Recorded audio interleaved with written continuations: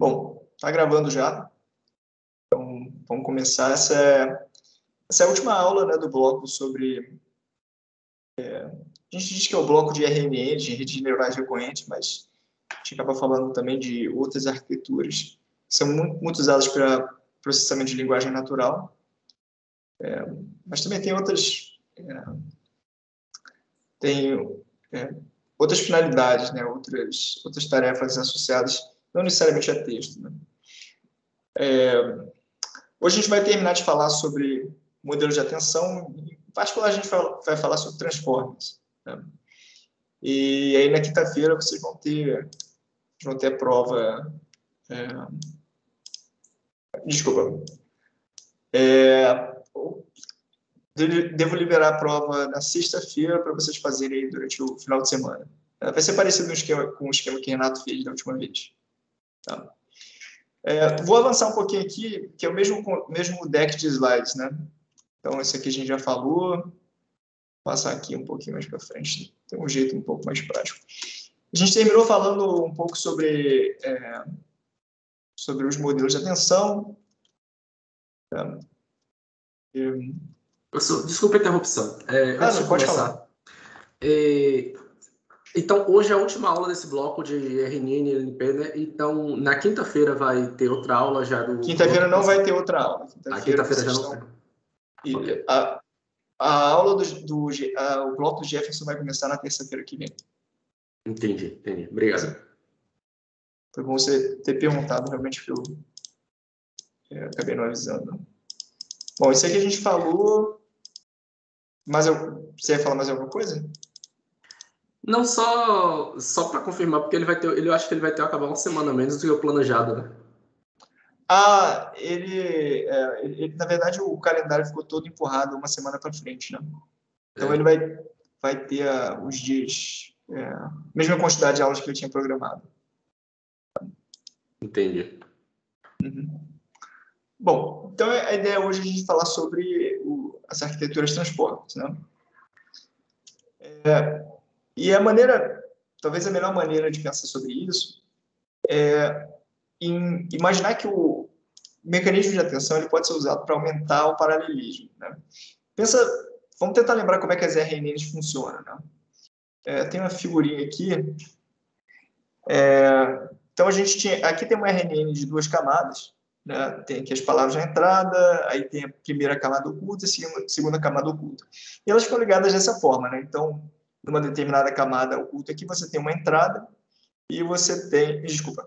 Numa determinada célula aqui da memória, né? Você tem... no caso da primeira camada, você tem a entrada original, né? E você tem o estado oculto anterior daquela camada. E aí a gente falou um pouco sobre do que você precisa, né, para calcular esse Hiddens 4 aqui na segunda camada. Você vai precisar desse e desse aqui, né? E aí, por consequência, você vai precisar desses 3, que vão precisar desses 3, desses 2 e desse aqui. Então, existe um caminho relativamente longo aqui até chegar no Hiddens 4 da segunda camada, né? Você tem que passar por 1, 2, 3, 4. Você tem pelo menos um caminho de tamanho 4, onde tem que calcular cada uma dessas coisas em sequência. Tá? Bom, então a ideia aqui de usar o mecanismo de atenção para aumentar o paralelismo vai ser acabar com essas sequências longas, né, quebrando essa dependência lateral, né, removendo essas conexões laterais. Então, a gente tem aqui a camada de entrada, tem a primeira camada, a segunda camada, e aí a ideia vai ser ligar, né, tá aqui numa determinada célula, né, você vai ligar diretamente com aquilo que vem da camada anterior, certo? Como é que vai acontecer esse aprendizado das sequências, né? Bom, se você for olhar para o Hiddens 3 aqui, né, ele vai capturar a informação, né, tanto da palavra 3, né, quanto da palavra 2, quanto da palavra 1.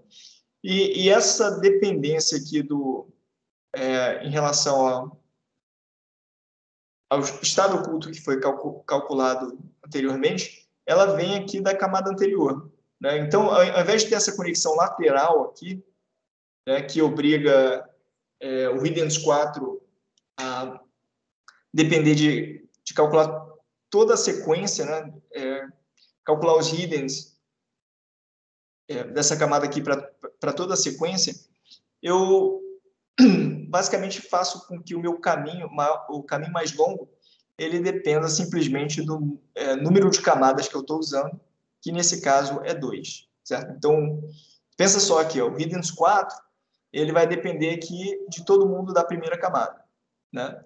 E esses estados aqui da primeira camada vão depender de todo mundo da camada 0, que é a entrada. Então, o maior caminho aqui tem tamanho 2, certo? Você não vai conseguir achar nenhum caminho aqui de tamanho 3. Bom, você pode pensar nisso aqui como sendo um modelo autorregressivo, porque o estado depende do estado anterior, né? É isso.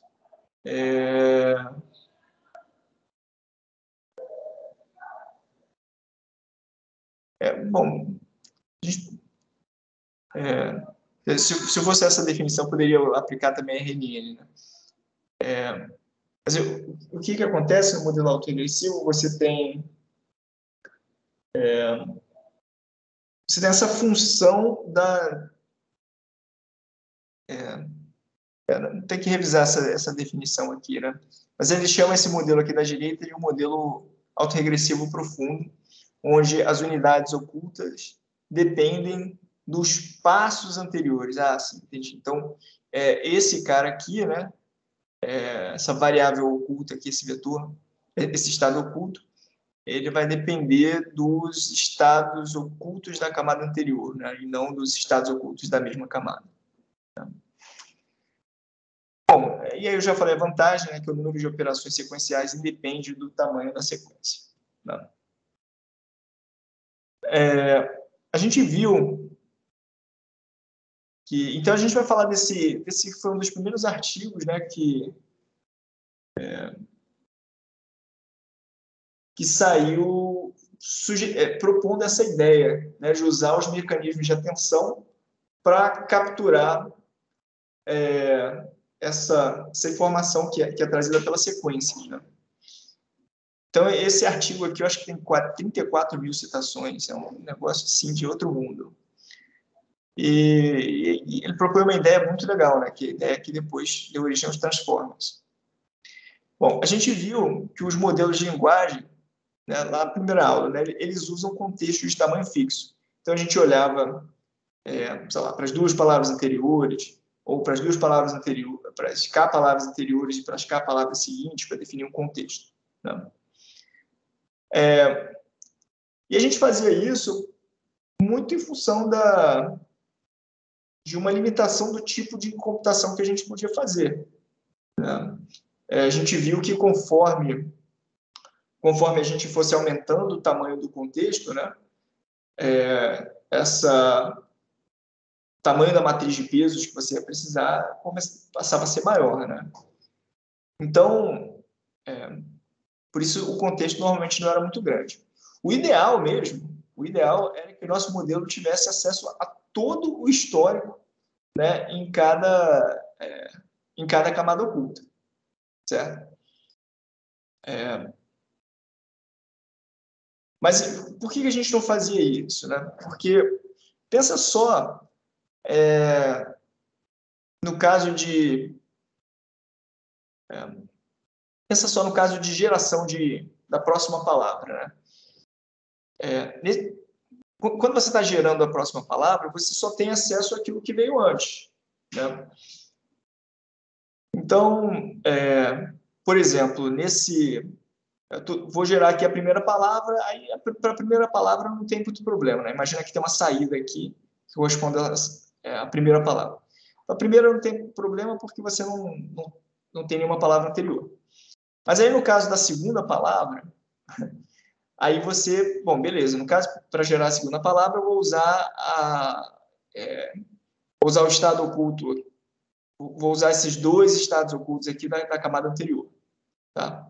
Então, esse hidden 2 vem como entrada, esse hidden 1, bom, poderia ser concatenado, né, vir como entrada também. Depois a gente vai ver exatamente como isso é feito.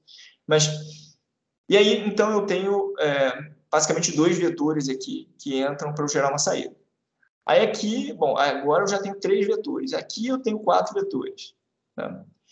E a grande, acho que uma das coisas mais legais do mecanismo de atenção é que não importa o tamanho da entrada, né? Você tem uma query e você tem um conjunto de keys, né? Um conjunto de chaves. Você vai fazer você vai calcular uma função, você vai calcular o score de cada uma dessas keys baseado em uma função que leva em consideração query e as keys. E aí isso aí vai te dar basicamente os pesos que você vai usar para combinar os vetores que correspondem aos values. Não importa quantos vetores tem. Né? Pode ter um, pode ter 2, 3, 4, quantos você quiser. Né? Com atenção você consegue pegar, né, esses vetores aqui de entrada e calcular um único vetor, não importando quantos vetores você tem na entrada. Então é basicamente isso aqui, né? Você poderia dizer, mas então a gente poderia ter usado average pooling, né? Calcula a média desses vetores, né? Tudo funciona muito bem, né? Porque a média, o ideal seria que a gente pudesse dizer qual deles é mais importante. Né? Quando você calcula a média de vários, né? Principalmente você tem esses vários vetores, né? Com valores ali entre -1 e 1, e mais ou menos distribuídos entre positivos e negativos. Você calcula a média de muitos desses vetores, você tende a zerar, né, as posições. Máximo também não vai ser muito bom aqui. Bom, aí é aquela ideia, né? Então a gente usa a atenção para agregar a informação do contexto, prestando atenção a um ou alguns tokens importantes do histórico. Tá? Bom, vamos ver como é que a gente vai fazer isso. A gente viu que os mapeamentos de atenção podem ser descritos como uma função de uma query Q e um conjunto de pares, chave e valor. Tá? A gente falou de algumas formas de você combinar a query com... de algumas formas de você calcular o attention score. Né? Uma delas que a gente viu é chamado o scaled dot product, que é a maneira usada pelos transformers. Como é que funciona o scaled dot product? Né? E aqui seria bom se eu tivesse uma canetinha. Bom, vamos ver aqui se eu consigo fazer assim. O scaled dot product, ele é basicamente isso aqui. A gente vai calcular um vetor de contexto, né, CT, e aí o que a gente está levando em consideração aqui, né, como... o que a gente está levando em consideração como argumento? Query, conjunto de keys e o conjunto correspondente de valores. Tá? Isso aqui é parecido, isso aqui é essencialmente aquele dot product que a gente está fazendo, que a gente estava fazendo antes. Tá? Só que a diferença é que eu vou escalar o resultado do dot product pela raiz de DK. Tá? O que é DK? DK é a dimensão das minhas chaves. Né? Então, se as minhas chaves têm dimensão 50, né, eu vou dividir aqui mais ou menos pela raiz de 50, que dá mais ou menos... Eu vou dividir isso pela raiz de 50, que dá mais ou menos 7. Né? 7 ponto alguma coisa. Então, quando o K tiver uma dimensão maior, né, quando a chave tiver uma dimensão maior, eu vou dividir por uma constante aqui maior. Tá? Deixa eu tentar voltar aqui, só porque vou tentar mostrar aqui para vocês no whiteboard.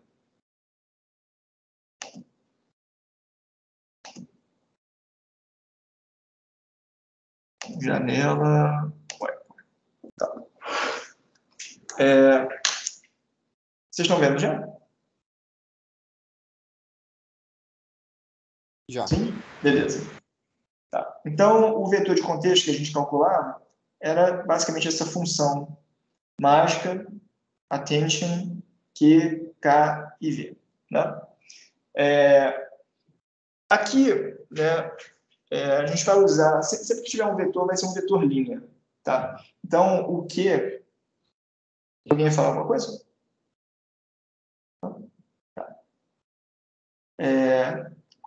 O Q vai ser uma coisa assim, 1 por dk. Tá? O K, ele vai ser aqui... não sei que letra a gente está usando para a quantidade de chaves, né? A quantidade de chaves vai depender um pouco de quanto está entrando naquela... que agora não tem nome de célula, na célula de memória, né, que a gente está considerando. E aí eu tenho o V correspondente. Tá? O V não precisa ter... os valores não precisam ter a mesma dimensão das chaves. Tá? Então, N e DV. Tá? Embora a gente vai ver que isso é relativamente comum. Bom, como é que eu faço então para calcular softmax de Q, K transposto, V? Isso aqui não tem muito mistério, né? Deixa eu mostrar aqui o que vai acontecer quando a gente faz Q vezes K transposto. Né? Aqui embaixo não é V não, tá? Aqui embaixo é raiz de dk.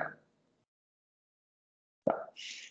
Quando a gente pega aqui o vetor Q, né, e multiplica pelo K transposto, basicamente aqui a gente tem o K1 transposto, K2 transposto, Kn transposto, e aí isso aqui vai dar um vetor linha, né, onde essa primeira posição aqui, ela é essencialmente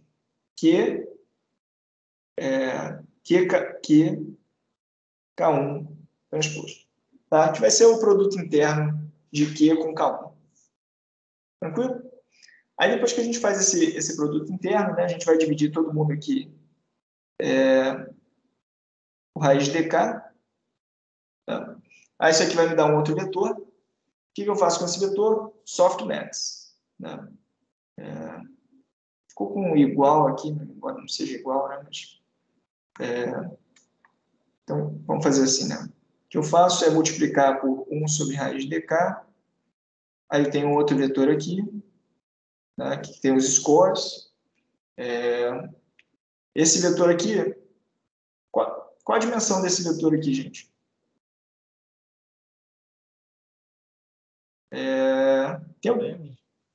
É 1 por n, né? Isso.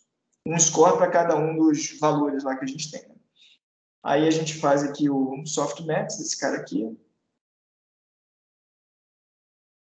E aí ele vai me dar uma espécie de distribuição de probabilidade, né? Então, valores positivos que somam 1. E aí, finalmente, né, eu vou pegar isso aqui e vou... Fica até esquisita essa multiplicação por V aqui, né?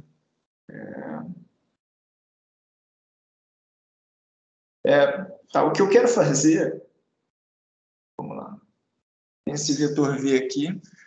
Tá? E o que eu quero fazer, na verdade, é pegar esse cara aqui... Deixa eu fazer com uma outra coisa. Pegar essa constante aqui, multiplicar por esse vetor. Tá? Aí pego... será que em Python vai funcionar isso aqui? Acho que vai funcionar, né?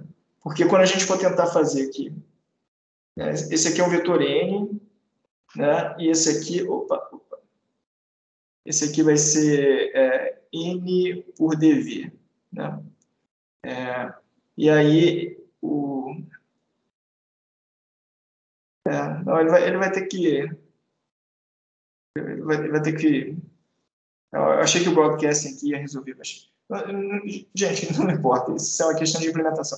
O que interessa aqui é que ele vai pegar cada uma dessas constantes, né, e vai multiplicar pelo vetor correspondente, porque essas constantes são os pesos, né, que cada vetor vai ter. E aí isso aqui, no final das contas, vai me dar o vetor de contexto. Tá? O vetor de contexto, então, vai ser essa... se tiver... isso aqui você conseguiria implementar... deixa eu ver aqui. Não tá certo isso aqui, gente. Tá certo. O broadcast, no caso do NumPy, por exemplo, daria certo. Né? Vai dar certo, sim, perfeito. Porque isso aqui vai ser depois do broadcast, isso aqui vai ser 1 por n. Né? E aí, o que é você multiplicar um vetor por uma matriz? Né? Multiplicar um vetor linha por uma matriz é fazer uma combinação linear das linhas com os pesos que estão aqui. Então, tá certíssimo. Certíssimo. Então, vai ser tipo... aqui, a gente não tem letra para isso aqui. Tinha uma letra aqui, era alfa 1. Né? Acho que uma visualização melhor seria transpor ele, professor. Aí daria para visualizar melhor como que seria a questão da multiplicação por v aí. Não? Não, poderia transpor também, mas desse jeito, a gente pode pensar nisso aqui, né, V1, V2, V3, como sendo alfa 1, V1, posso botar até uma setinha aqui, alfa 2, V2, tá? A gente consegue pensar, multiplicação de vetor por matriz é uma combinação linear das linhas dessa matriz, usando como coeficiente os elementos do vetor. Entendeu? É uma combinação linear das linhas aqui do V. Sim, não, sim, eu digo mais no contexto mesmo de implementação lá do broadcast, no caso, do NumPy, por exemplo. Sim, entendi. Não, mas o broadcast ele ia pegar aqui, esse vetor é N, né? Ele fica representado assim quando você dá um shape, né? Aí o que ele ia fazer, né, para que eles tivessem... ele ia fazer com que esse aqui virasse um N, né? E aí pronto, aí não tem problema nenhum. Né? Você faz essa multiplicação normalmente. Certo? É uma multiplicação de matrizes. Certo? Certinho. Beleza. Tá. Então, deixa eu... A gente tem como fazer um desenho aqui que representa esse negócio, né? Então, basicamente, a gente tem aqui, né? Um Q, um K e um V, tá? Aí com as dimensões, isso aqui é 1 por dk, N por dk e N por dV. Tá? E aí o que a gente faz é multiplica esses dois, tá? Tem uma multiplicação de matriz. E essa multiplicação, que a gente chama aqui de matmul, ela na verdade vai pegar o segundo vai transpor, tá? Ela vai pegar a segunda entrada, que é a K, e vai transpor. Aí depois a gente faz esse scaling. Observa que esse scaling é sempre por uma constante, né? Não tem peso. Até agora a gente não tem peso nenhum aqui, né? Não tem parâmetro nenhum da rede. E aí tem uma operação opcional aqui que a gente vai ver que a gente vai usar no decoder, mas não vai usar no encoder. Qual o papel dessa operação? Né? O papel dessa operação seria... Vamos ver onde é que a gente está. Né? O scaling... Então, se a gente já fez o scaling, a gente está nesse vetor aqui que eu estou botando com a seta vermelha. Né? O papel da máscara seria dizer o seguinte: olha, você, num determinado ponto da entrada, num determinado ponto da sequência, não deve levar em consideração nada do que aparecer, né, daqui para frente. Né? Então, nada do que aparecer aqui daqui para frente você deve levar em consideração. Como é que eu faço, né, para aplicar essa máscara? Só botar menos infinito aqui nessas posições. Bota menos infinito, que quando você fizer o softmax, vai dar o quê? Para essas posições. Qual que vai ser o score? 0, né? Isso, exatamente. Então, esse é o papel da máscara. Tá? É o papel da máscara aqui. E aí, depois da máscara, a gente faz o softmax. E aí, depois do softmax, a gente tem uma multiplicação de matrizes aqui.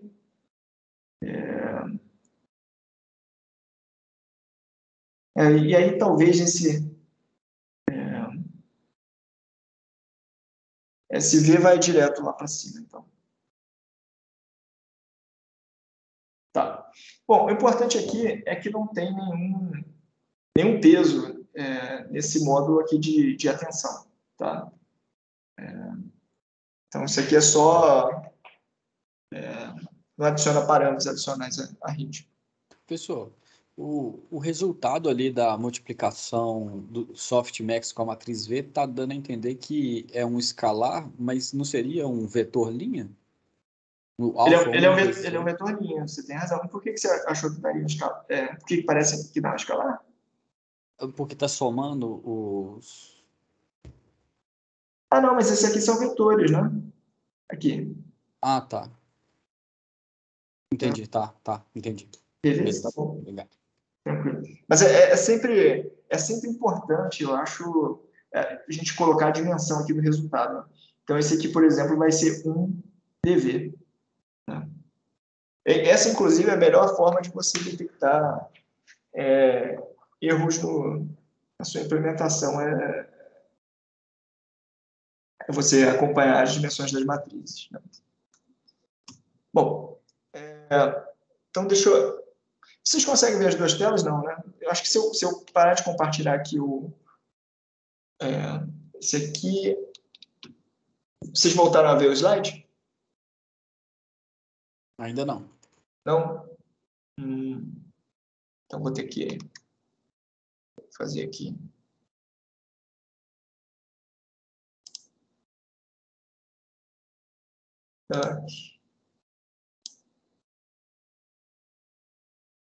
Agora sim, né?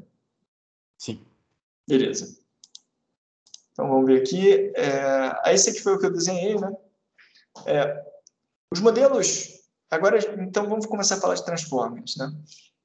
A gente vai ver que eles atendem tanto as anotações dos encoders quanto as suas camadas ocultas anteriores.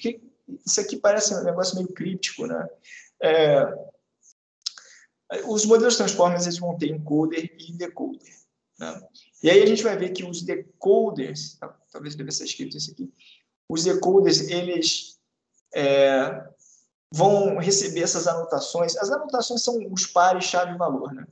Eles vão receber as anotações tanto vindas do encoder quanto vindas das próprias camadas ocultas anteriores. Quando eles atendem as anotações do encoder, o modelo calcula pares chave-valor usando saídas do encoder linearmente transformadas. Vamos ver o que isso significa. Deixa eu ver se... Isso aqui está meio...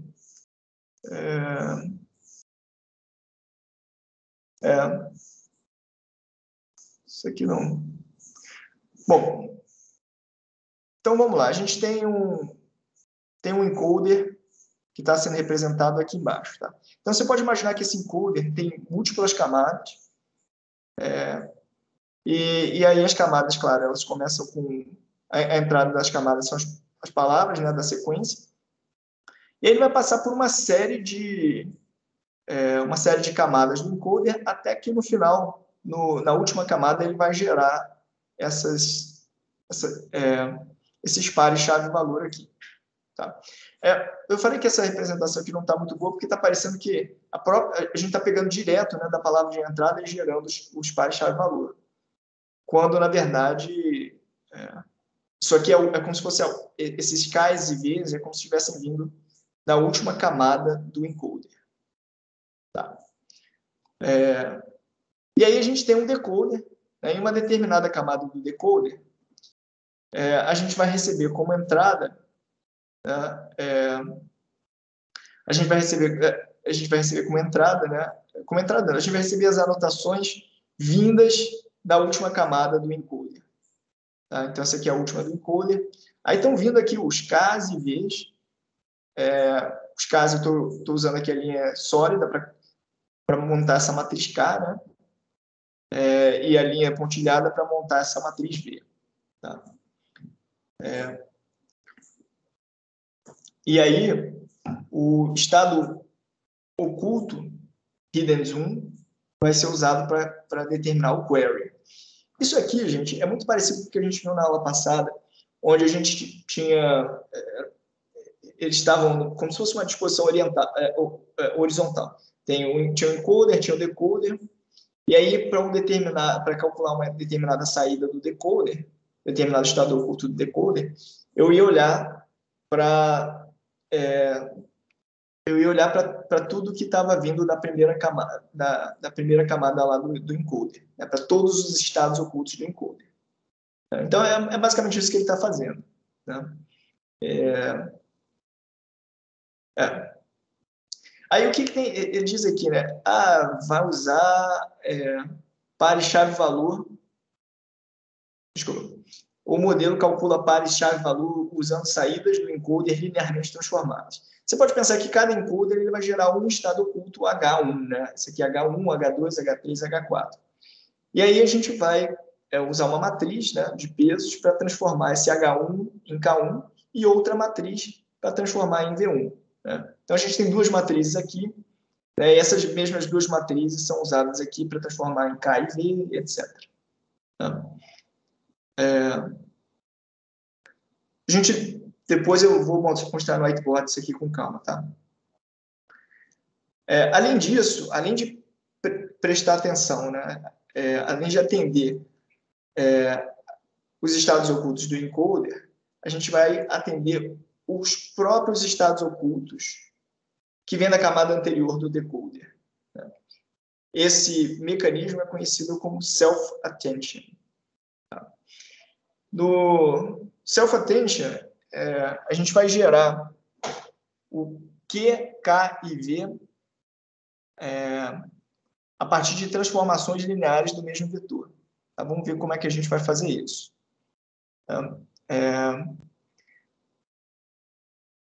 E aí, bom, depois eu falo desse negócio aqui da mágica. Então, a gente está aqui no decoder, tá? Tem uma camada oculta D e a D mais 1ª camada oculta. E aí, essa camada oculta, lembra que não tem mais ligação de não tem mais conexões laterais. Né? A gente matou essas conexões porque essa dependência em sequência, né, ela vai vir daqui. Né? Dependência do que veio antes, ela vai vir daqui. E aí, para cada estado oculto aqui que eu estou gerando, né, na camada oculta D, eu vou calcular um vetor Q, né, como sendo uma transformação linear. Tá? E essa aqui vai ser a minha query, vai ser... essa aqui vai ser a minha query. E aí eu vou usar esse mesmo estado oculto aqui para gerar K1 e V1, vou usar esse aqui para gerar K2 e V2, esse aqui K3 e V3 e assim por diante. Tá?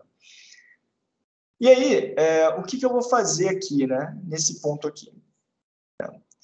Eu quero usar... a minha query, ela vem simplesmente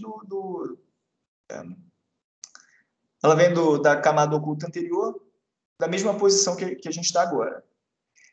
Já as anotações, né, chave e valor, elas vêm tanto da posição que eu estou olhando agora, que é a posição 2, quanto da posição anterior, né, a posição 2 e posição 1. Eu poderia, se quisesse, tá? Eu poderia fazer com que construir essa matriz K a partir usando K3, usando K4 também. Tá? Mas a gente não faz isso no decoder, porque a gente quer... a gente não quer fazer... basicamente porque a gente não tem essas palavras ainda. Né? Eu não tenho a palavra da posição 3, eu não tenho a palavra da posição 4 ainda. Eu tenho que primeiro gerar a palavra da posição 2, tá? Para poder usar isso aqui como entrada e gerar a palavra da posição 3. Então, na prática, o que a gente faz? A gente vai conectar, a gente vai construir essa matriz K usando todo mundo, tanto quem veio antes quanto quem veio depois. mas vai usar essa máscara aqui para dizer, olha, não pode usar quem veio depois, tá? Não pode usar a informação, as anotações de quem veio depois. Coloca menos infinito nos attention scores correspondentes à posição 3 e 4. Tá? Mesma coisa aqui. Tá? Aqui, na posição 1, esse K a gente vai construir a partir de todo mundo aqui. Tá? Só que ele não vai... só que a gente vai usar a máscara para jogar fora aquilo que está vindo da posição 2, 3 e 4. Até porque vai ser lixo, né? Vai ser uma coisa aleatória, já que a gente não gerou ainda a palavra 2. Tá? Parece complicado, mas a gente vai fazer passo a passo. Tá? Deixa eu só mostrar para vocês, tentar fazer aqui como é que ficaria as contas no mecanismo de self-attention. Então, vamos mapear isso aqui que a gente tinha no slide anterior. Tá? Você pode pensar nisso aqui como sendo a posição 1, a posição 2 e a posição 3 da entrada. Tá? E aí, para cada uma dessas posições, a camada oculta gera um estado oculto. Certo? A gente tem uma camada oculta aqui, e eu tenho o estado oculto 1, estado oculto 2 e estado oculto 3. E aí a gente pode fazer aqui uma transformação linear, né, usando só uma pré-multiplicação por matriz, para gerar um K1, gerar um V1. Tá? Pergunta é a seguinte, né, nesse exemplo aqui, qual é o tamanho da matriz que a gente usou para fazer essa transformação? Que eu tenho um vetor de tamanho 4, né, e aí no final das contas eu obtive um vetor de tamanho 3. Tem que ser 3 por 4, né, se você estiver pensando em pré-multiplicação, né, ou 4 por 3. Né? O fato é que ele vai levar do R4 no R3. Tá? Deixa eu ver se eu consigo... Aqui nessa tela eu não consigo escrever com...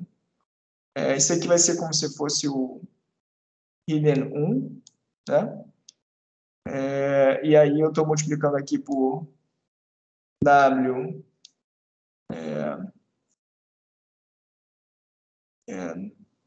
WK para construir esse vetor aqui. Beleza? Pensando aqui no H1 como sendo um vetor coluna, tá? Mas se você pensar como sendo vetor linha, aí teria que transpor essa operação aqui. Tá? Aí a mesma coisa para obter o velho, tá? Só que agora eu vou multiplicar, que vai ser WV H1. Tá? E aí eu obtenho esse velho aqui. E a query, imagina, a query ela está vindo aqui do... Imagina que a gente esteja na posição 3, tá? Então, a query, ela vem desse vetor H3 multiplicado por WQ, né? WQ H3. Aí dá esse vetorzinho vermelho aqui. E aí, basicamente, produto interno seguido de scaling, né? Então, tem aqui 2, multiplicar esse query aqui por esse key. É sempre query por key, né? Aí vai dar 1 com 3 vai dar 4, né? Então, esse aqui vai um 4, só que aí eu tenho que dividir pela raiz de 3. Né? 4 dividido por raiz de 3. Quando você faz agora essa query aqui, né? Com esse aqui, quanto é que dá, gente? Só produto interno, né? 8 com mais 4 dá 12. Então, tem aqui 12 dividido por raiz de 3. E aí, por fim, aqui eu tenho 4 com 3, 7, com 3, 10. 10 dividido por raiz de 3. Tá? E aí você faz o softmax, vai dar com sorte 0, 0.9 e 0.1. Tá? E aí você multiplica esses scores pelos velhos, né? Aí, obviamente, aqui vai ficar 0, 0, 0. Aí aqui vai ficar 2 por 0.9 vai ficar 1.8. 7.2 e 0, e aqui basicamente vai ficar esse vetor aqui dividido por 10. Né? Uma vez que você fez a multiplicação, soma todo mundo, né? Soma esses 3 vetores, e aí você vai ter esse vetor aqui. Aqui é basicamente, praticamente esse vetor de values aqui, porque ele foi o que tinha o maior peso. Né? Tranquilo as operações do Self-Attention Layer? As continhas são fáceis, né? O mais complicado é entender de onde estão vindo esses inputs aqui. Né? Mas eu prometo que eu vou fazer aqui no whiteboard. Bom, o Scale.Product Attention atende a uma ou mais entradas dentre os pares chave-valor. Ele está escrito aqui uma ou mais, porque vai depender da máscara. Né? E a ideia, né, é que a gente consegue, né, nós seres humanos conseguimos atender a várias coisas simultaneamente. Então, a gente tem vários vetores de informação e a gente decide como vai dar peso para eles. Tá?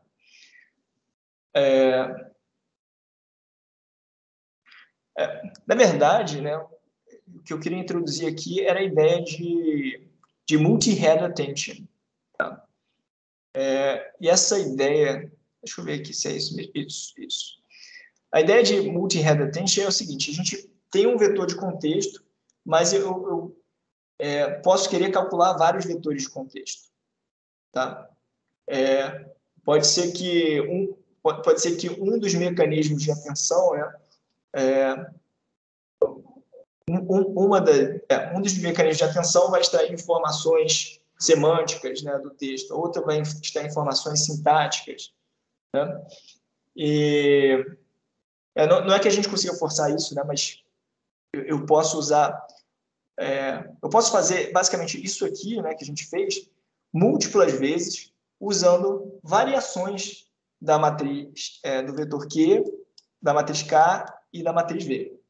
Como é que a gente constrói essas variações? Bom, basicamente usando matrizes WQ diferentes, né? Você vai ter, imagina, você pode ter H matrizes, né, WQ, então esse índice I aqui variando de 1 até H. Né? A mesma coisa para a matriz WK, né?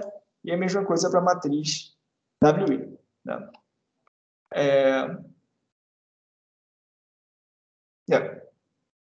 Então, basicamente isso, né? A gente vai ter esse mesmo vetor Q, né? essa mesma matriz, só que a gente vai aplicar essas transformações lineares para fazer com que a gente tenha múltiplas cabeças, né, desse mecanismo de atenção. Então, cada izinho desse aqui, né? Esse aqui é o caso com H cabeças. Né?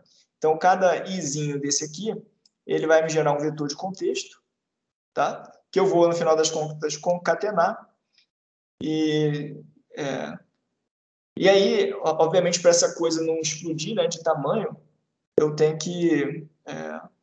vou fazer uma multiplicação por matriz aqui para ele voltar aos tamanhos que eu tinha antes. Certo? Voltar... Então, a gente pode pensar um pouco aqui nas dimensões, né? Então, qual é o tamanho do vetor de contexto que a gente viu? Né? O vetor de contexto ia ser 1 por dv, né? 1 por dv.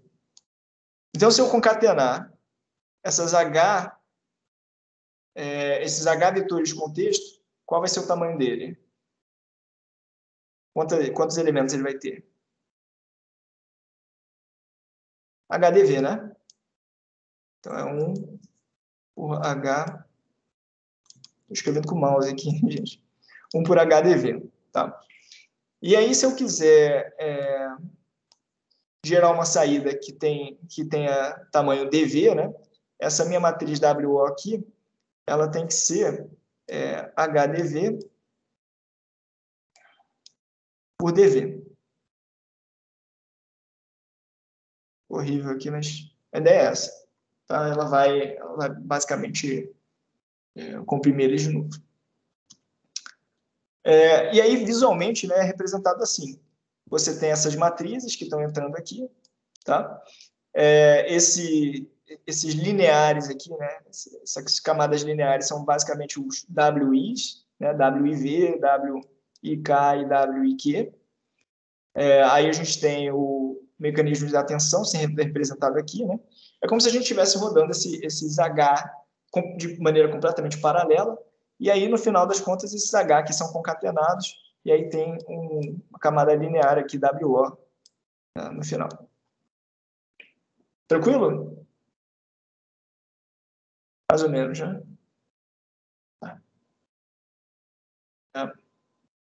Bom, uma coisa aqui que vocês devem ter reparado, né, se a gente voltar aqui, é que a gente sempre tem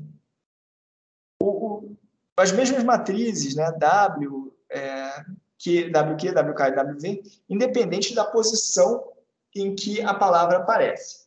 Né? Isso quer dizer, né, que se você simplesmente fizer isso e pegar no encoder, ligar todo mundo com todo mundo, não importa a ordem que as palavras aparecerem. Não importa a ordem. Porque eu estou fazendo combinações lineares. Combinações lineares não importa a ordem. Tá? E a gente sabe que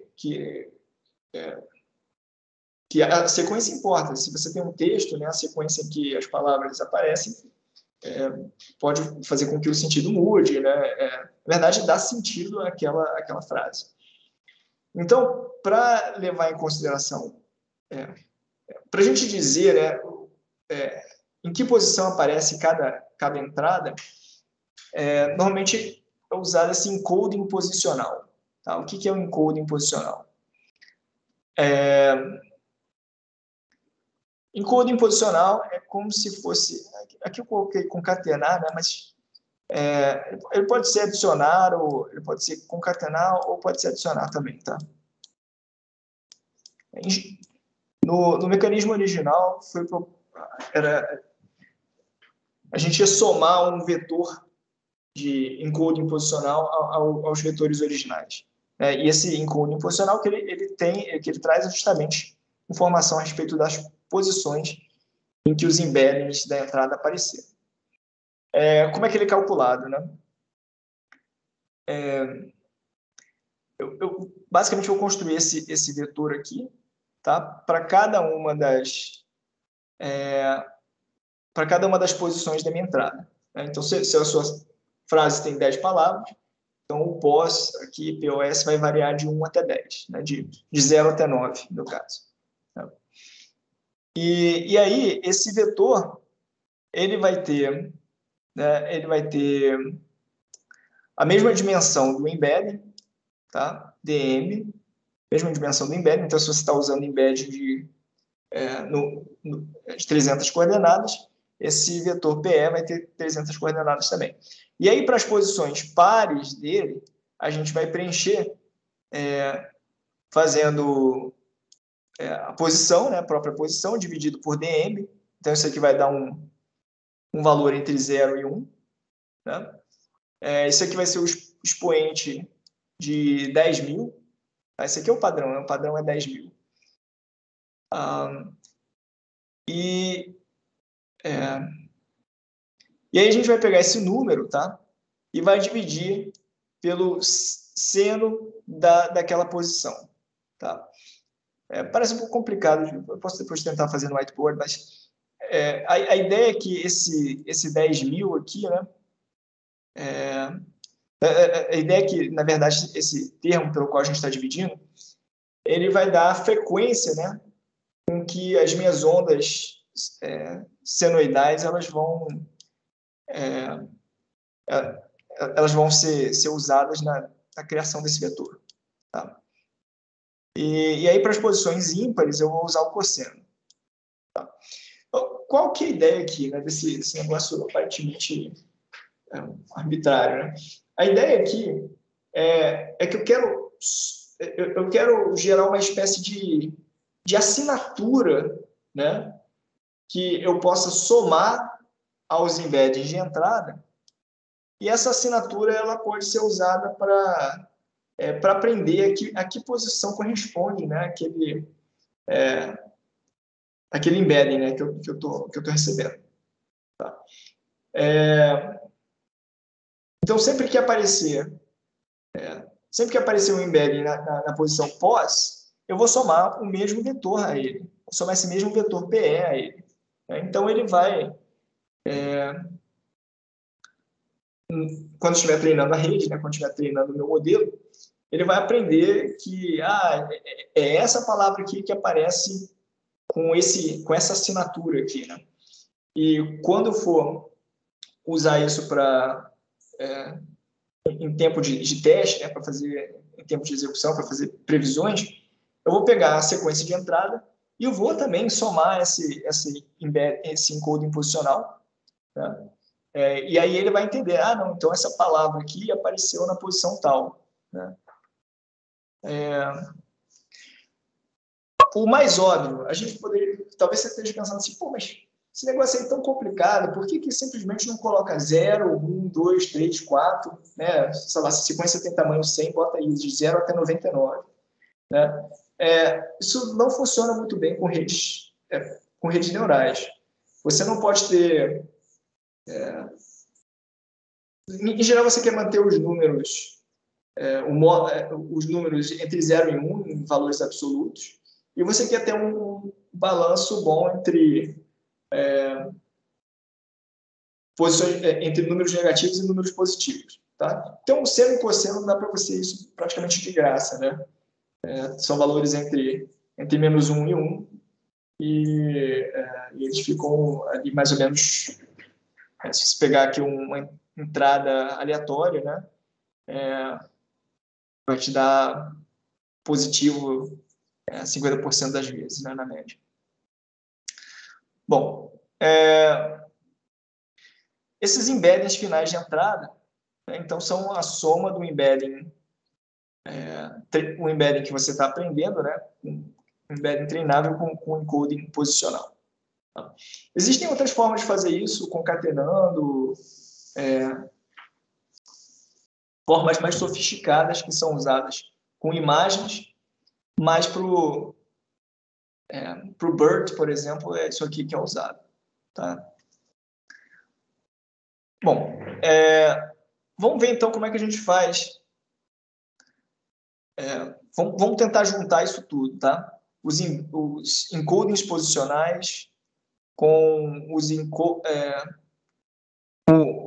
as camadas de encoder, com as camadas de decoder, com o multi-head attention, o attention que presta atenção na camada anterior, com o attention que atende aquilo que vem do encoder. Né?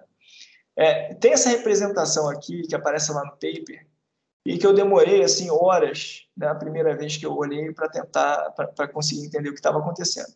Né? Basicamente você tem as entradas aqui. Né?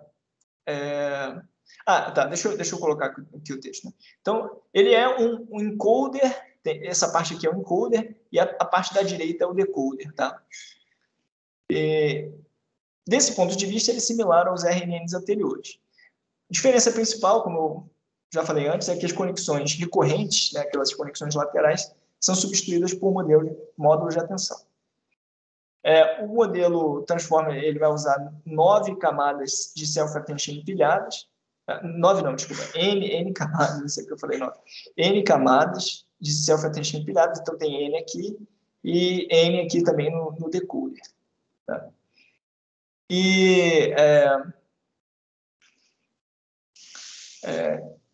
Tá. E aí você... E além disso, ele tem umas skip connections aqui, né? Pode ver que tem essa possibilidade de você pegar a entrada aqui direto, né, e passar ela para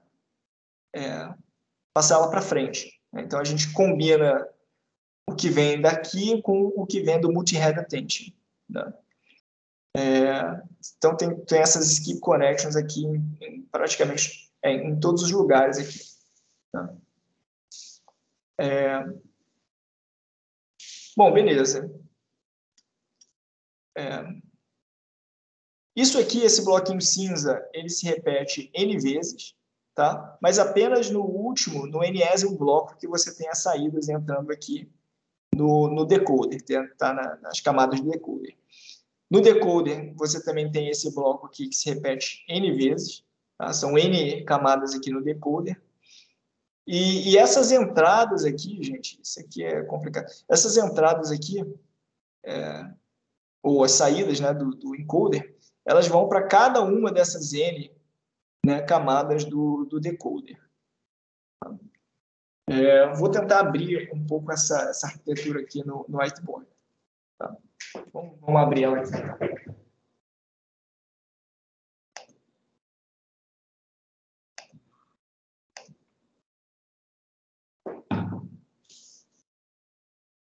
Então, vamos lá. Eu vou fazer aqui com uma sequência de tamanho 2. Tá? Então, a gente tem aqui x1, vai ter aqui x2. Tá? E aí, cada uma delas vai passar em paralelo, né, pelo camada de input embedding. Tá? E aí, você pode imaginar isso aqui como se fosse o Glove, por exemplo. Né? Glove.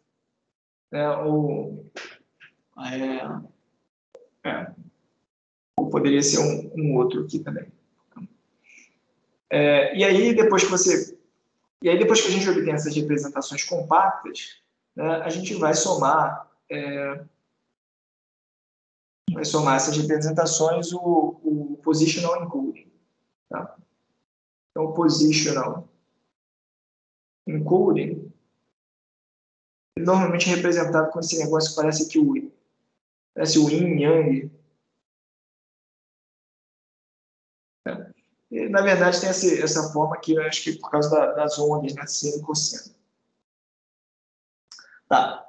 E aí, bom, beleza. Agora a gente já tem informação posicional.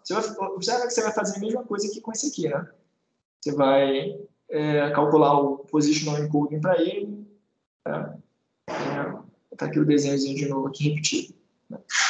E aí vai somar. E aí, beleza. Então, a gente tem...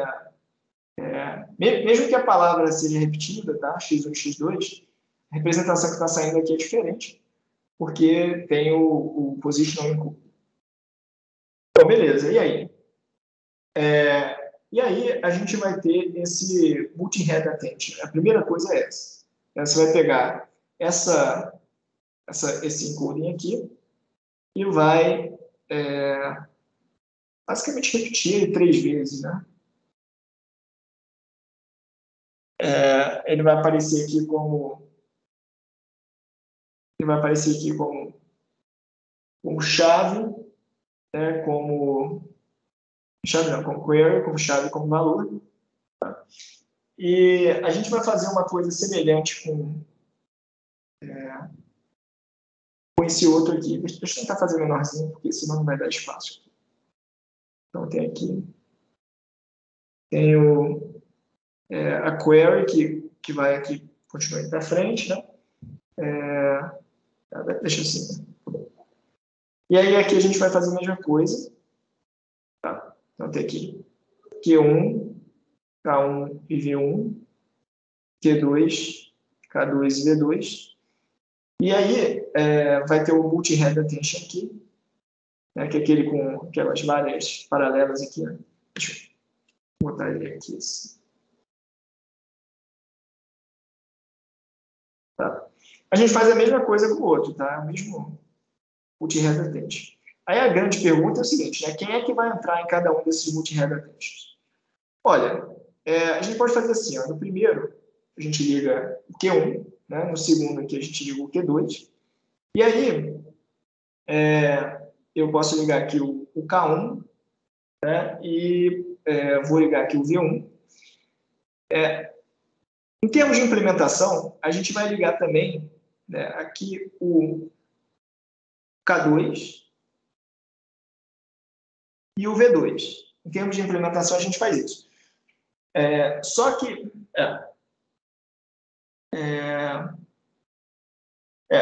aí, na hora da máscara, né, que você vai implementar aqui, que você vai decidir se esses da frente podem ou não ser levados em consideração. Em geral, no encoder, a gente leva em consideração mesmo aquilo que vem depois, não tem problema nenhum. Tá? Então, isso aqui é a parte do encoder. E, então, a gente liga, de fato, né? Então, a gente vai usar toda essa informação aqui. Tá? E aí, quando chegar aqui na hora de calcular essa matriz K e essa matriz V aqui, né? A gente também vai pegar daqui. Tá? Então, você pode pensar o seguinte, olha, essa matriz aqui que está entrando, né, em cada um deles é igual. O que está mudando é essencialmente o que está mudando é o que, né, a query. Certo? Bom, beleza. Aí, depois desse multi-head attention, vem aquela skip connection, né, com soma e normalização. Agora eu não estou lembrado se essa normalização aqui ela é exatamente pelo que a gente está dividindo. Então, aqui. Preciso dar uma olhada lá. Opa, peguei errado aqui. Esse aqui vai aqui em cima. Né? Esse é o skip connection, né, do skip connection. Tá? E aí, depois disso aqui,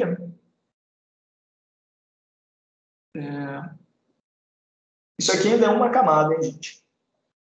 Aí a gente tem é um bloco, né? Eu acho que esse aqui a gente chama de bloco.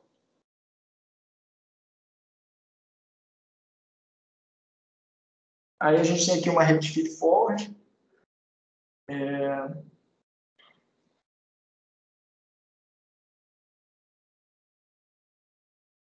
Isso.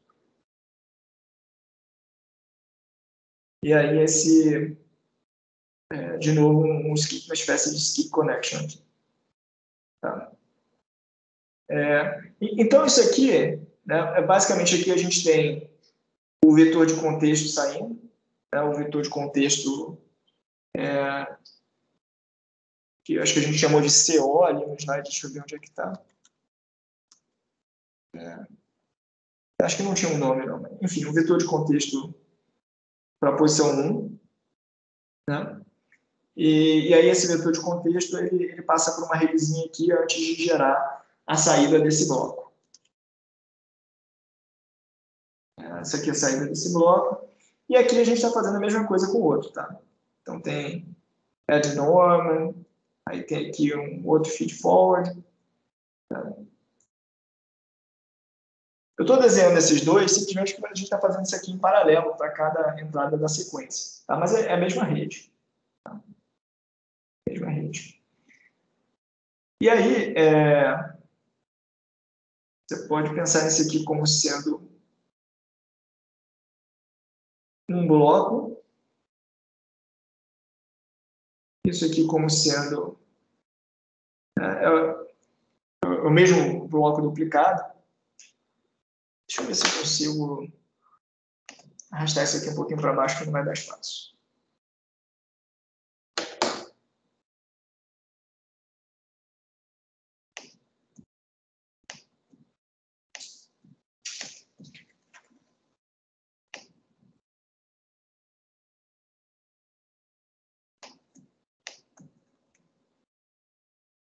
Engraçado, ele está colando aqui nos espaços que não me adianta muita coisa.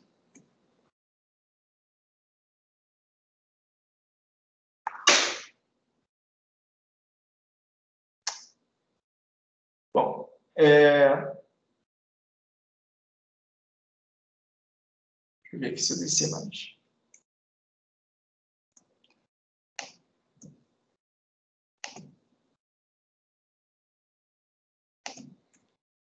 Enfim, está aqui agora. Tá. Vamos ver agora o decoder, como é que fica, então. Decoder, a gente tem um token que basicamente diz, olha, começa aí a gerar a sequência. Tá? E aí, se você estiver usando feature forcing, a gente já sabe qual é a palavra que vem em seguida. A gente já sabe quem é o Y1. Aqui a gente vai usar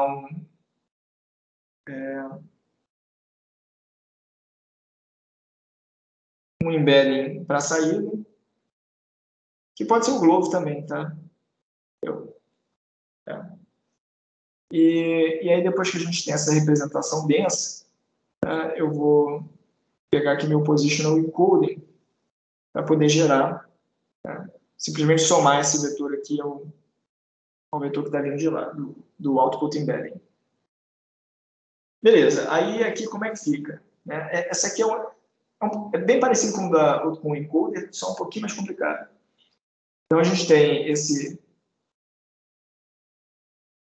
basicamente esse Q, K1 e V1 saindo daqui, Q1, K1 e V1, e aqui do outro a gente tem o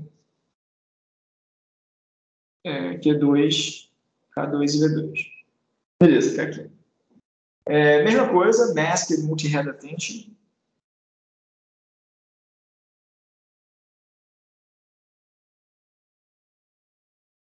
Multi-head attention, não falei masked, mas... esse aqui, né, esse aqui é bom escrever masked aqui.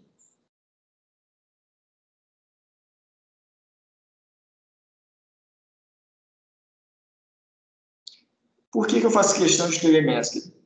Porque no decoder você não pode usar o que vem em seguida para calcular o que vem numa determinada posição. Então a gente vai usar o K1 aqui para montar a matriz K, tá? Que deveria ser V, tá, gente? A gente vai usar o V1 para montar essa matriz V aqui, tá? Mas a gente não vai fazer o contrário, tá? Não vai usar da posição 2 na posição 1. Você pode até ligar, mas aí tem que zerar o attention score daquelas posições. Tem um add norm aqui de novo. Add norm, que também, junto com o... Aqui tem skip connection? Tem skip connection aqui também.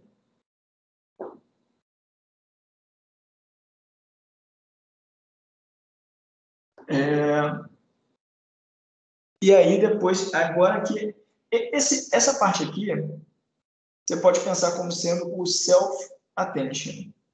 Por que a gente chama de self-attention? Porque ele está olhando para aquilo que está vindo da camada anterior. Tá? Ele tá basicamente olhando para... Aqui a gente está na primeira camada do decoder, né? Mas se eu estivesse na segunda camada do decoder, ele estaria olhando para a primeira camada. Tá. E aí? Aí deixa eu fazer uma coisa aqui. Aí eu vou colocar mais um bloco aqui, tá? Que é igualzinho ao bloco anterior. Começa com essa espécie de tridente aqui. Mesma coisa. E aí tem uma saída aqui. Tem uma saída aqui. Beleza. Aí o que a gente vai fazer agora? Tá? Depois desse add e add normalization aqui, né? Eu vou usar esse aqui como sendo a query, e tem uma razão para ter feito uma seta tão longa assim. Eu vou usar esse aqui como sendo a próxima query, tá? E não é o mesmo Q1 que o anterior, não, tá, gente? Isso aqui é um outro Q1. E aí, o que eu vou usar como chave e valor? Agora é a hora que a gente olha para as anotações do encoder. Então, eu vou usar aqui como chave... Deixa eu ver aqui como é que está o desenho. Eu vou usar aqui como chave... Tá aqui. Horrível isso.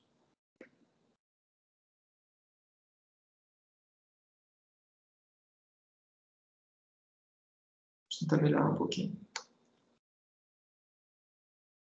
Então, Q1...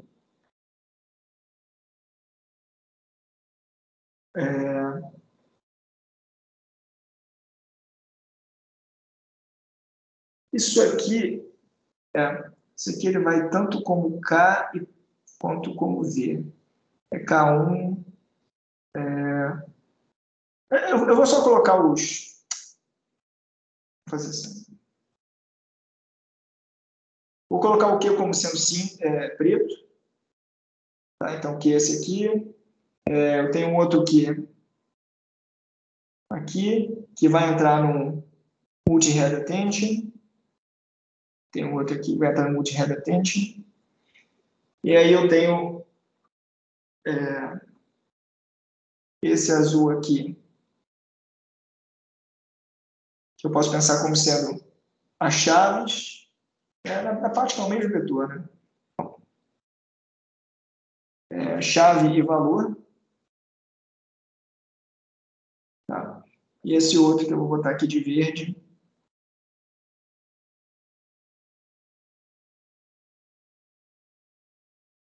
Também vai entrar aqui. Aqui. Aqui. E aqui. Então, o que a gente está fazendo aqui, nessa coisa esquisita? A gente tem uma query aqui, tá? E essa query, ela vai ser usada para dizer o quanto que eu tenho que prestar atenção a cada uma das entradas do encoder, usando a cada uma das saídas do encoder, usando as chaves, né? E depois combinando os valores. Aqui é a mesma coisa. Eu tenho uma query, uso as chaves que vêm do encoder, e depois uso os valores que serão combinados através do multi-head attention. Tá? Seguido aqui, depois disso, tem uma rede feed-forward.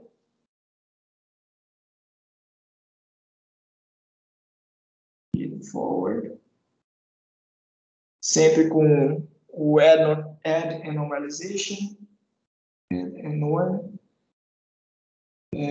Com o skip connection. E aí depois eu tenho aqui a saída saída desse bloco aqui. Tá?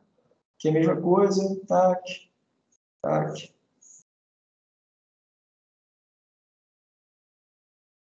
Beleza. Isso aqui é uma camada do decoder. Tá? É uma camada do decoder. Para cada uma das camadas seguintes do decoder, tá? Desenho aqui como se estivesse tudo junto, né? Vamos fazer aqui. Que na prática é a mesma rede, só que você roda em paralelo. Aqui você não vai conseguir rodar em paralelo para a posição 1 e posição 2, né? Porque a posição 2 vai depender da posição 1. Mas, enfim, é a mesma rede. Aí depois você tem a próxima camada do encoder, do decoder. E aí aqui também, né, tudo que tiver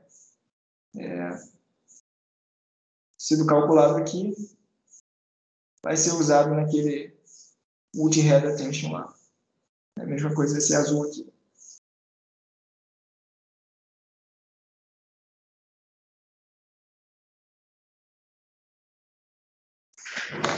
Certo? E aí no final, quando você chegar aqui na última camada do decoder, vai ter uma camada linear aqui. Isso aqui seria um caso de um problema de classificação, né? Problema de classificação de palavras e tal, assim, qual classe gramatical, qual classe sintática pertence à palavra, qual a função sintática associada à palavra, né? E aí você tem output probability. Tá?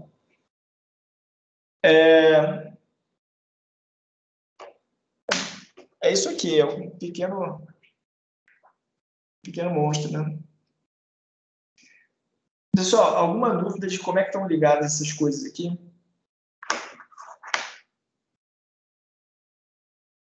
Pode perguntar. Tá. A dúvida nesse caso aparece na hora que a gente for fazer, eu acho. Na hora. Não, implementar isso aqui na mão é caótico, né? Mas você sabe que eu só consegui entender exatamente como é que as coisas estão ligadas olhando a implementação, porque pelo paper é difícil, sabe? O paper é Eu muito acho que vai ser compacto. sim. Bom, a boa notícia é que você não precisa implementar isso na mão, né? Você chama lá esses blocos aqui, né? Imagino que você consiga chamar um bloco desses pré-implementado, né? E você simplesmente tem que dizer, olha, quantos blocos você tem no encoder e quantos que tem no decoder. Entendeu? Né? Sim. Porque nada impede de eu ter 6 no encoder e 12 no decoder. Né? Normal. Bom, vamos voltar aqui para o conjunto de slides, então.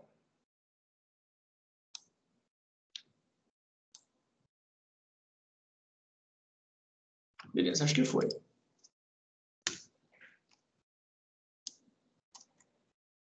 Então, isso aqui a gente viu. Né? A transformação por máquina... vamos falar de tradução por máquina via encoders, né? Via transformers. Aqui tem um exemplo que eu peguei do Google Blog, super interessante, onde você tem 2 frases, né? The animal didn't cross the street because it was too tired. Né? Aí, é óbvio que a gente sabe que it aqui se refere ao animal, né? Mas aí, quando você olha para a atenção que ele deu a cada uma das anotações do encoder, né, quando ele estava gerando aqui essa saída, você vê que animal é aquela que foi mais importante. Né? Esse aqui, animal foi aquela que foi mais importante para ele traduzir aqui, né, aquilo que correspondia a essa posição it. Tá? E, por outro lado, se eu trocar aqui simplesmente tired por wide, ele vai entender que the animal didn't cross the street because it was too wide. E it, nesse caso, é street, não é mais animal.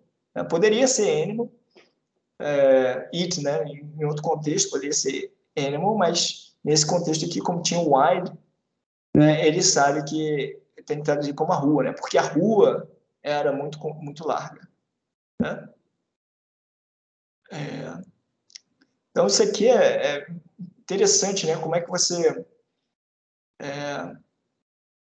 esse mecanismo de atenção aqui, junto com as várias camadas, vai fazer com que ele consiga fazer traduções muito melhores. Né?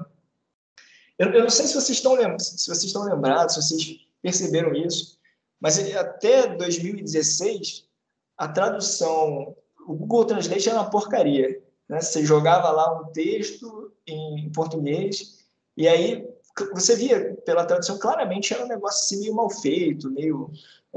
isso aqui, pô, a gente jogou no tradutor, né, e copiou o resultado.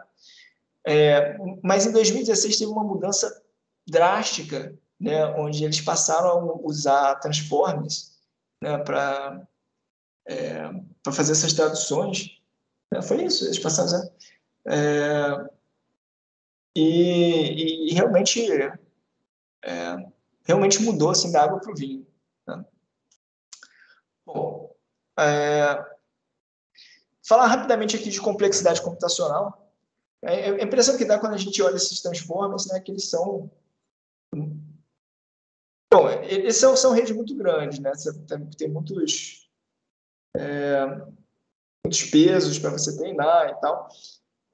Mas, quando você faz uma análise de complexidade, né, você vai ver que ele tem certas vantagens em relação aos modelos RNN. Né? Então, lá no paper do Attention is All You Need, tem essa tabelinha que mostra o Maximum Path Length, que é uma coisa que a gente já discutiu bastante. Né? Per Layer Complexity, o número de operações, né, que você tem que fazer para cada camada. E o Minimum Number of Sequential Operations for Different Layer Types, né? O número mínimo de operações. Para cada cada tipo de camada, é isso? Tá. Então, o path length a gente já discutiu, é constante no modelo de atenção, né? No modelo recorrente, é N, onde N é o tamanho da sequência. Número de operações sequenciais, né, que você tem que fazer constante, basicamente, para o self-attention recurrent é isso aqui. Né? O sequential operations é dado pelo path length. E a complexidade por camada. Né?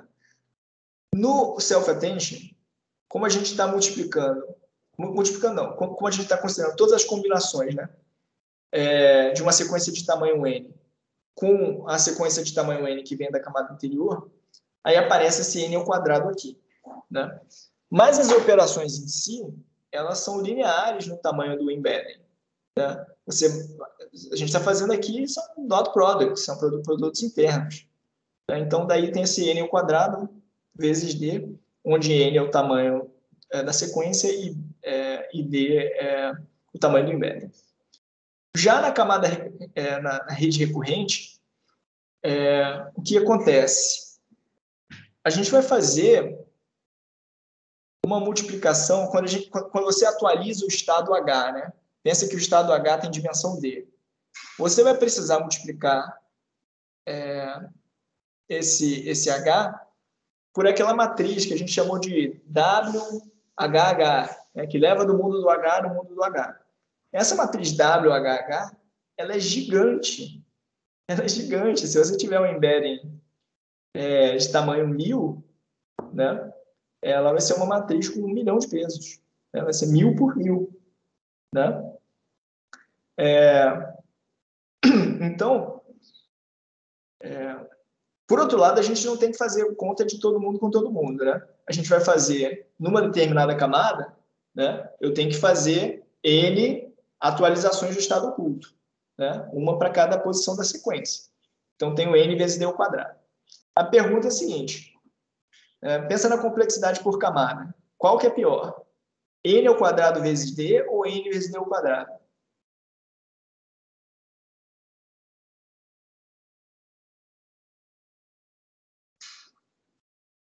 Bom, a segunda, não? A segunda é pior. Por quê? D, nesse caso, D aí pode ser do tamanho, como você falou, né? Pode ser 1 milhão, por exemplo. Aí. O D pode ser 1000, né? O D pode ser 1000. E aí 1000 ao quadrado dá 1 milhão, né? Mas é exatamente essa resposta. Porque o D, ele, em geral, é maior do que o N, né? Do que o tamanho da sequência que você está considerando. Certo? No caso do BERT, se eu não me engano, as sequências podem ter tamanho até 512. Né? Que também é grande, né? Também é. Mas 512 por 512 ainda vai. Cara. Aí tem aqui uma comparação com redes convolucionais e com uma variação do modelo de atenção, né? Onde a gente não liga todo mundo com todo mundo, né? Então, por isso não aparece o N ao quadrado. Eu vou ligar só com as R mais próximas, né? Que dá a ideia de que eu só preciso das R mais próximas para poder ter a representação dessa posição. Né? E aí o path length começa a aumentar também, né? Porque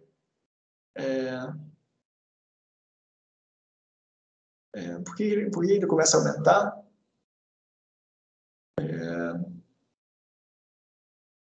Não, tem que... Isso aqui é outra coisa que tem que conferir. Tá? Não estou lembrando muito bem como é que é esse modelo.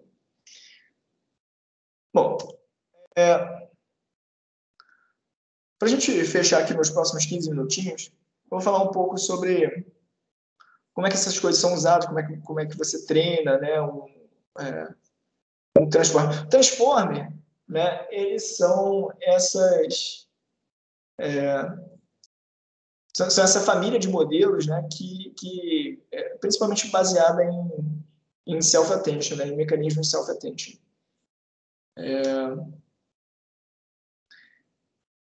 Bom, similar ao pré-treinamento de modelos de visão computacional, similar ao que a gente fazia, né, lá no ImageNet, onde a gente pré-treinava com um dataset e aí aproveitava aqueles pesos para fazer o fine-tuning no outro dataset menor, né, com rótulos, a gente pode pré-treinar um modelo de linguagem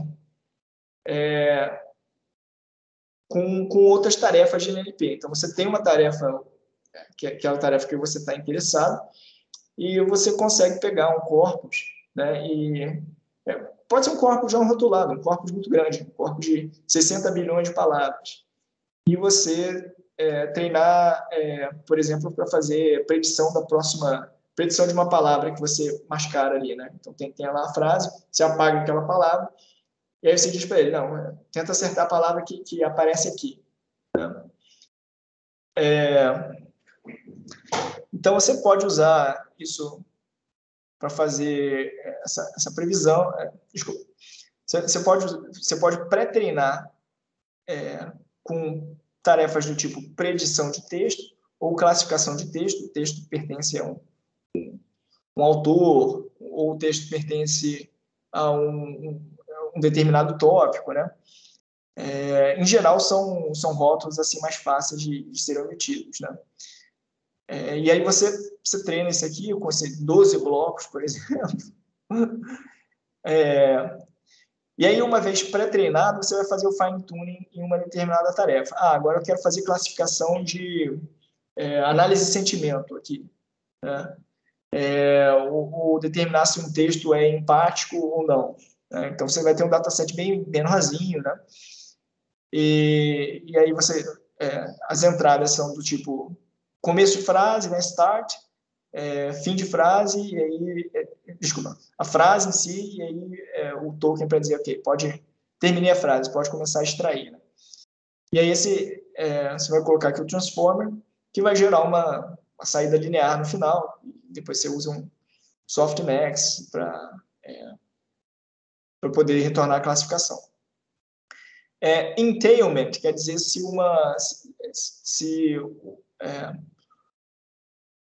um argumento lógico segue o outro. Né? Então, você tem o seu conjunto de treinos se parece com isso aqui. Você tem uma premissa, né? Fala alguma coisa, e aí você tem isso aqui seria muito se tivesse um exemplo aqui, né? E aí você tem a hipótese, né, que eu estou querendo dizer se ela pode ser inferida a partir daquela premissa ou não. Tarefa de dizer quais textos são similares, né? Você tem um conjunto de textos lá e você quer encontrar dois que sejam mais similares entre si. E aí o conjunto de treinamento, em geral, você tem os pares de texto, né? Texto 1 e texto 2, aqueles que são similares. Né? Só que você tem que inverter eles também para treinar, né? Porque você não quer que isso aqui seja dependente da ordem que eles apareçam. Né? Então, para cada par, você treina com a ordem original e a ordem invertida. No caso de multiple choice, você tem uma determinada pergunta, né? E aí várias N possíveis respostas. Né? A pergunta é o que eu estou chamando de context, e as N possíveis respostas, answer 1, answer 2 e assim por diante. Né? E aí, uma dessas respostas aqui é correta, né? E você treina ele basicamente colocando um transformer aqui na saída de... você pega cada uma desses pares, né? Contexto e resposta, passa para o transformer, ele vai te dar uma saída, né? Joga lá uma camada linear e depois um softmax, ou simplesmente pega aqui os resultados para dizer qual que é a resposta mais provável para aquela pergunta. Né? Então, a ideia é que, basicamente, você não precisa ter um dataset muito grande desses aqui para treinar o seu modelo. Você pode pré-treinar com outro corpus, uma tarefa até não rotulada, né? Uma tarefa não supervisionada, como text prediction, e aí depois você faz o fine-tuning aqui na tarefa que você está interessado.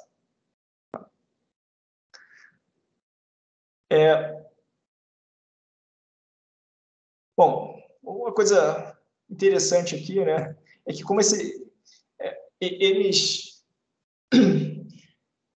Antes de você ter os transformers, né, existia praticamente um limite, né? Você começava a colocar, você ia dando mais dados para o modelo, ele ia melhorando, aumentando o conjunto de treino, ele ia melhorando, até o momento que você esbarrava no limite. Você dava um conjunto de dados maior para ele e ele não melhorava, né? Ele atingia esse ceiling aí.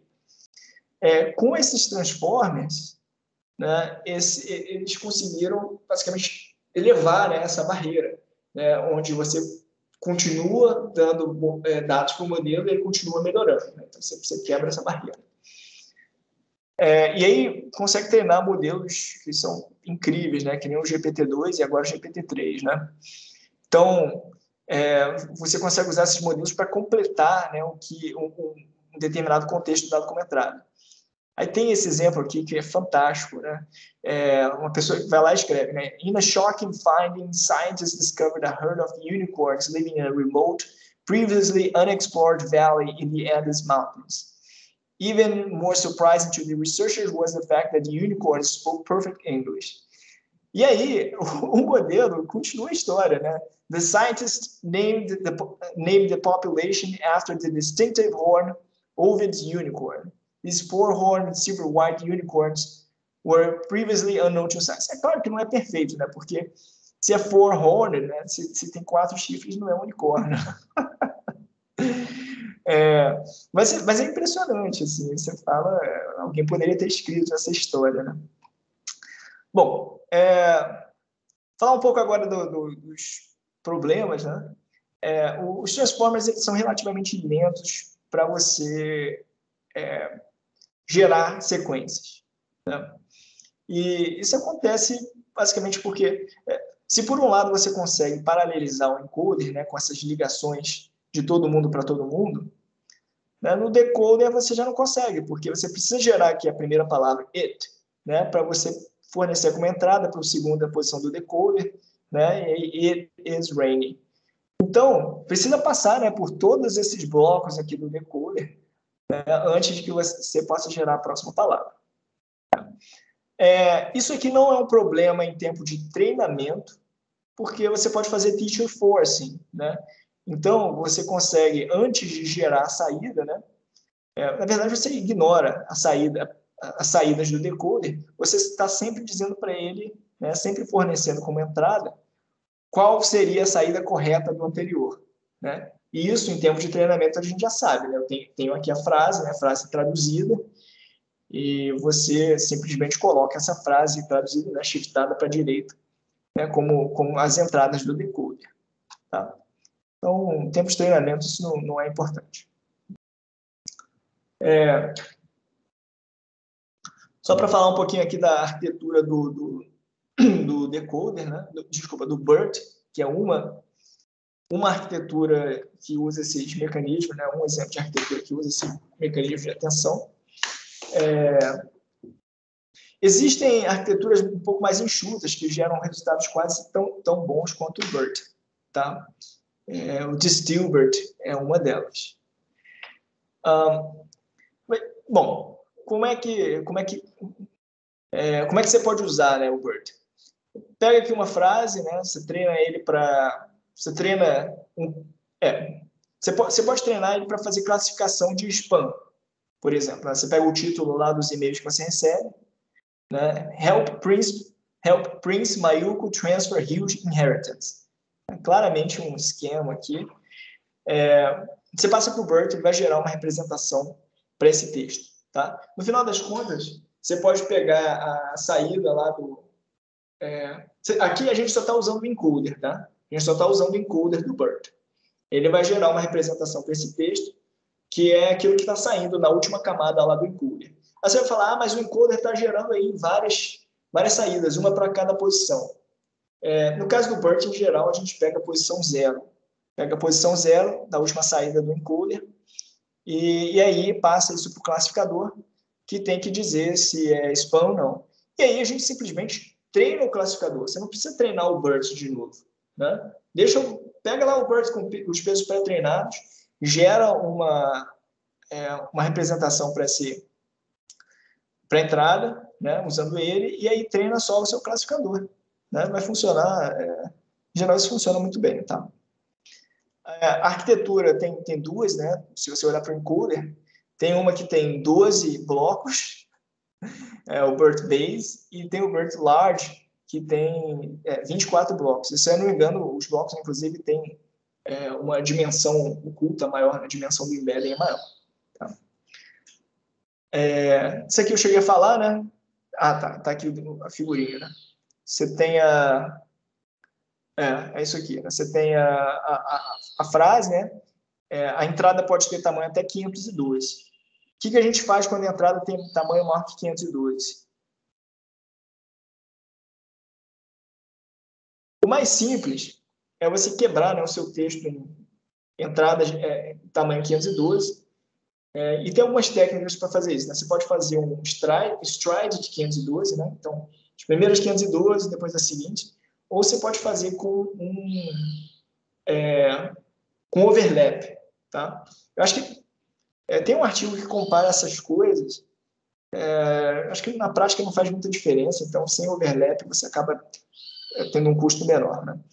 Enfim, aí você passa aqui a frase, né? Você vai completar com uma espécie de padding aqui depois que terminar, né? E aí, isso aqui o tokenizer faz direto para você, tá? Chama o tokenizer do BERT e ele vai pegar a sua frase e vai colocar no formato certo aqui.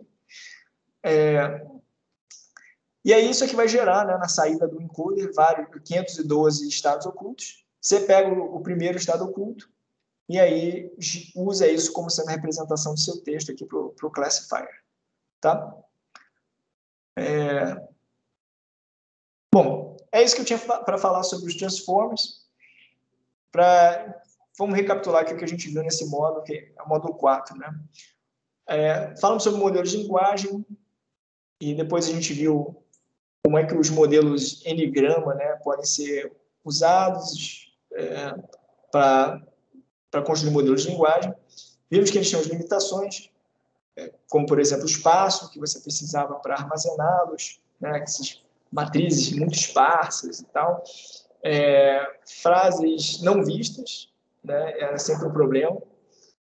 Depois a gente viu que a gente consegue obter embeddings, né, usando representações distribuídas. Esses eram modelos sem memória, né, modelos que só usavam eles só usavam as últimas palavras para poder fazer a previsão da próxima. E aí a gente viu como as RNNs, né, eram capazes de levar toda a sequência em consideração. Né? A gente falou das vanilla RNNs, que sofrem do problema de vanishing e exploding gradients, você tem sequências muito longas. A gente viu como a GRU e a LSTM resolvem esse problema usando uma espécie de skip connection, né? Passa o estado oculto para frente. Né? E aí era sempre assim, né? A gente via uma coisa nova e via qual era o problema. O problema era o gargalo de informação para sequências longas. E aí o mecanismo de atenção servia para resolver esse problema. A gente olhava para todo mundo que tinha lá na entrada e aí, usando query, key e value, gerava um vetor de contexto. Né? E aí tinha um novo problema, né, que não estava sendo resolvido nas RNNs, que era a questão do modelo ser inerentemente sequencial. Né? Então, demorava para treinar, demorava para treinar porque era sequencial. Né? Agora, com os transformers, a gente resolve, ele deixa de ser sequencial, né? O tamanho, maximum path length depende do número de camadas que você está usando. Só que agora demora porque a gente tem muitos parâmetros, né? Esses modelos costumam ser realmente muito demorados para treinar. Né? Mesmo que você rode na GPU, distribua, etc. Eu não sei se você... Eu acho que você não consegue treinar o BERT nas instâncias grátis do Colab. Acho que não consegue, não. O de Stilbert já é complicado. Bom, é isso, pessoal. Obrigado. Espero que... Se vocês quiserem fazer pergunta, pode fazer pergunta ainda, tá? Eu fiz uma pelo chat, professor. Desculpa, eu não estava vendo o chat aqui. Deixa eu abrir aqui.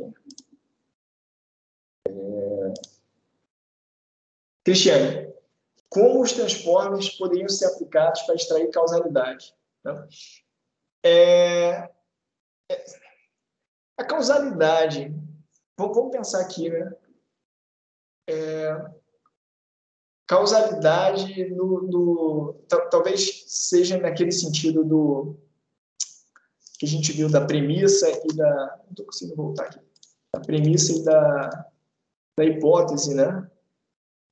Se uma... eu não tenho uma resposta boa para essa pergunta, sabe? Às vezes o pessoal fala de causalidade no sentido... causalidade quando você tem transformers, mas no sentido diferente. No sentido da estrutura, né, que você está usando, ser uma estrutura causal, como essa daqui da esquerda, né, uma estrutura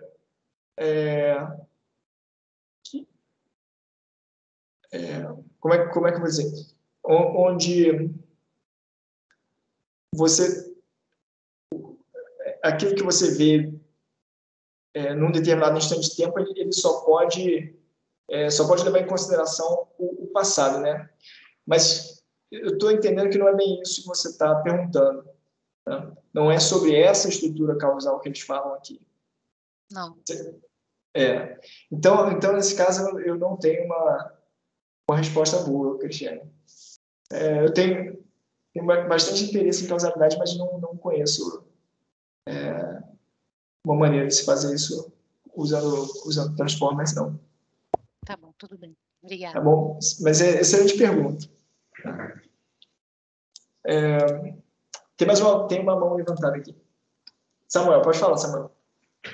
Eu tenho duas dúvidas. Uma é mais do contexto da matéria, né? Mesmo a gente não tendo aula na quinta-feira, assim, eu imagino que eu tinha dúvida, talvez tivesse alguma aula de tirar dúvidas ou algo do tipo, mas eu acho que dependendo não vale a pena, porque a matéria é relativamente clara.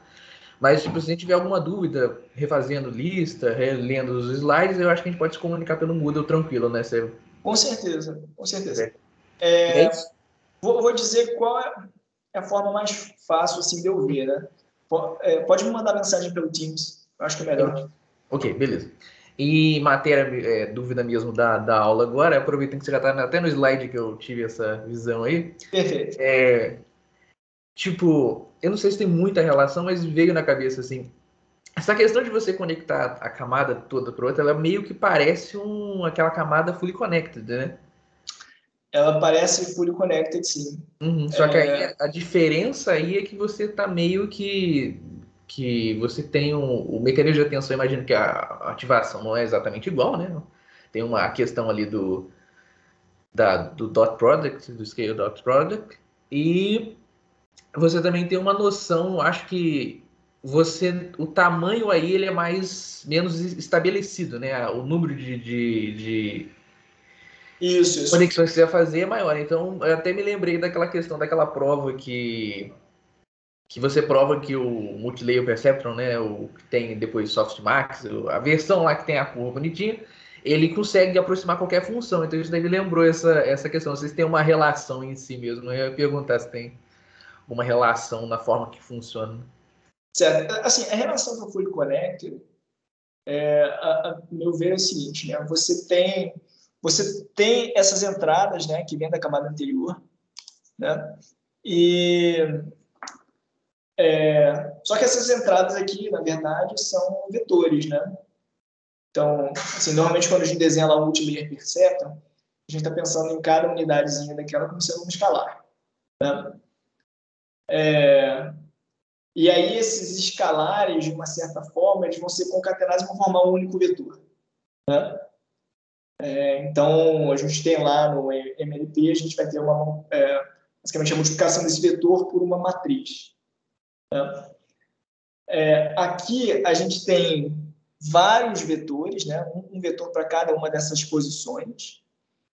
E o número de vetores que eu vou combinar, né? Que eu devo levar em consideração, vai depender da minha máscara, né? Da máscara que eu estou fazendo, certo?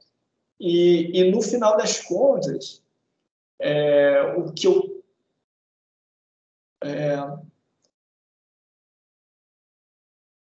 No final das contas, eu não estou concatenando esses vetores, né? Porque no caso do MLP, você tem esses escalares todos que são concatenados em um único vetor. Né? Aqui, eu tenho um pouco mais desse controle da dimensão, porque eu tenho vários vetores, mas eu quero combiná-los de forma a gerar um novo vetor que tenha a mesma dimensão de um deles, certo? Dos vetores de entrada. Uhum. Então, acho que o mecanismo de atenção entra justamente aí, que faz com que tenha essa diferença para o MLP. Pensar nos tamanhos das entradas, né, o que está gerando a saída. Uma coisa que super interessante é que você pode pensar nisso aqui, tá? Como sendo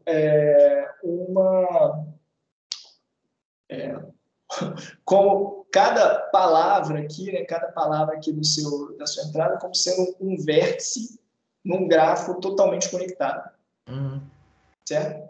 E aí, cada vértice desse grafo, né, tá mandando mensagens para todos os outros vértices, certo? Para gerar a representação dos vértices da camada seguinte, na camada seguinte. Uhum. Então, existe uma equivalência entre os transformers e as chamadas Graph Neural Networks, que vem daí. Então, é como se fosse uma Graph Neural Network, onde está todo mundo conectado com todo mundo. Entendi. Eu perguntei porque eu lembro que na parte de redes convolucionais, acho que Pedro.